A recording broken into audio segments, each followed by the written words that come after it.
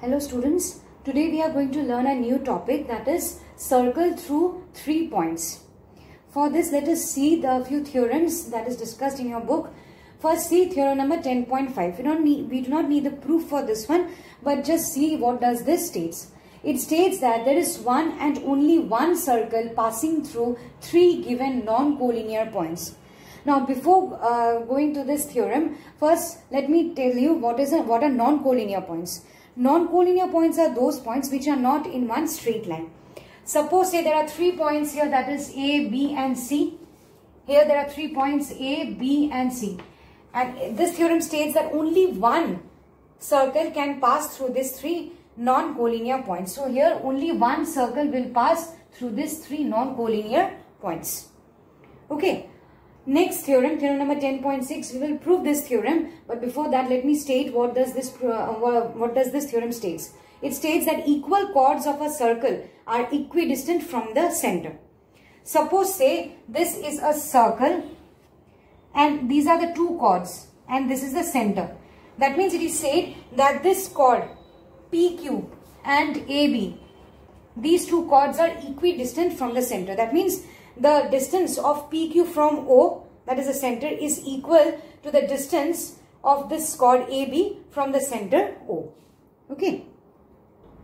Now to prove the theorem 10.6, we draw this figure. Okay, now what is given? It is given here that a circle is drawn with center O and 2 equal chords are AB and PQ. AB is equal to PQ. This is given to us. Okay, and the center is designated as O.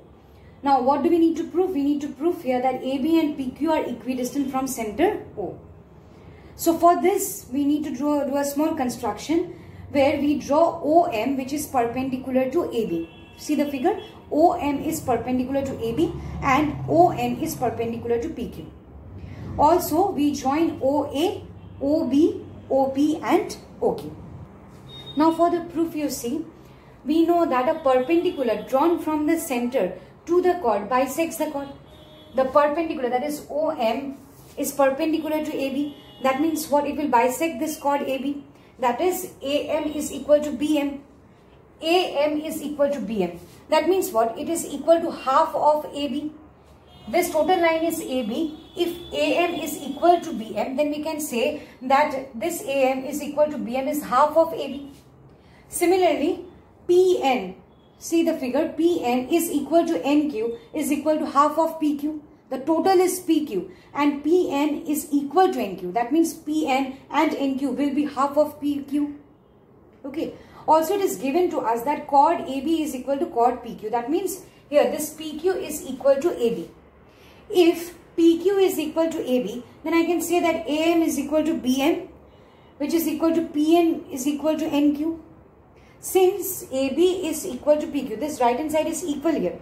Therefore, I can say that AM is equal to BM is equal to PN is equal to PQ. So, I will give this one as equation number 1. Now, we will consider the 2 triangles, that is triangle OMA, this triangle, and triangle ONQ. See the figure, you will see the 2 triangles OMA and ONQ. In these 2 triangles, OA is equal to OQ. See the figure, OA is equal to OQ. Why? Because they are the radii of the same circle. Again, from equation 1, we can say that AM is equal to NQ. From equation 1, if you see the equation 1, then you will see that AM is equal to NQ. We can write this. Also, OMA, angle OMA is equal to angle ONQ because they are 90 degree each. See the figure, OMA is equal to angle ONQ. So, we can now say that these triangles OMA and ONQ are congruent to each other. By RHS congruency, we can say this. Now, if these 2 triangles are congruent, that means what? ON is equal to OM, we can write by CP/CT. ON is equal to OM.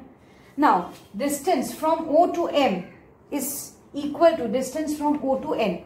It is given OM is equal to ON. Therefore, I can say that the chords AB and PQ are equidistant from the center O. Okay. So, now after this theorem, we will move on to the next exercise, that is 10.3. So, here we will discuss question number 3 of exercise 10.3. Now, the question given here is, if 2 circles intersect at 2 points, prove that their centers lie on the perpendicular bisector of the common chord. If two circles, see here there are two circles with center O and O dash. They intersect at 2 points M and N. This circle and this circle intersect at the points M and N. Okay. They lie on the perpendicular bisector. We have to prove that their centers lie on the perpendicular bisector of the common chord. That means here Mn is the common chord, and we have to prove that OO dash, the centers OO dash, the line segment that passes through the two centers is OO dash. So here OO dash is the perpendicular bisector of Mn. We have to prove this one. Okay. So what is given here? Two circles with center O and O dash intersect at 2 points M and N, so that Mn is the common chord of the circles and OO dash is the line segment that join these two centers O and O dash. So let OO dash intersect Mn at P. In the figure you see OO dash and Mn, they intersect at the point P. Okay. Now required to prove is OO dash is perpendicular bisector of Mn. For this we will do a small construction. Here we join OM, ON, then O dash M and O dash N. Okay. Now we will consider the two triangles here, that OM O dash and ON O dash. These two triangles we will consider. See the figure, OM O dash and ON O dash. These two triangles we will consider. Now in these two triangles you see OM is equal to ON because they are the radii of the same circle. Similarly, O dash M is equal to O dash N. They are also the radii of the same circle. And in these two triangles, OO dash is the common side. Therefore, I can say that these two triangles, that is OM O dash and ON O dash, they are congruent to each other by SSS congruency. Okay.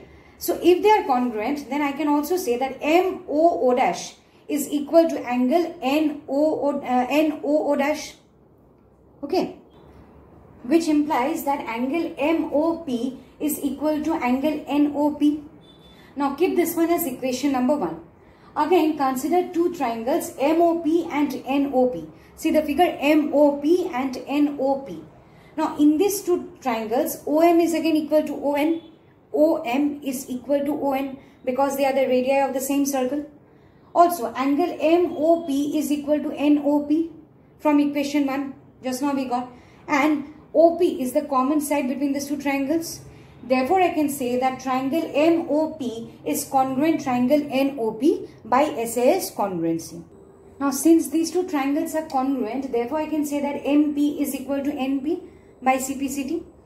And also, MPO is equal to angle NPO. Also, see here, angle MPO plus angle NPO is equal to your 180 degree because MPN now forms a straight line.